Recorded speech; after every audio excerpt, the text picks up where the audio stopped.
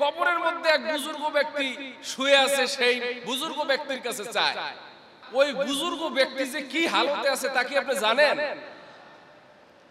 সমুদ্রের মধ্যে একটা মানুষ হাত পাও বেঁধে যদি ফেলে দেওয়া হয়, সে যতটা অসহায় হয়ে পড়ে, আগুনের মধ্যে একটা মানুষকে ফেলে দিলে সে যতটা অসহায় হয়ে পড়ে, একজন কবরের মানুষ তার চেয়েও বড় অসহায়। সুতরাং আমি এই অসহায় মানুষের কাছে চাবো নাকি আল্লাহর কাছে চাবো? সুতরাং আমাদের এই আল্লাহর কাছে চাইতে শিখতে হবে।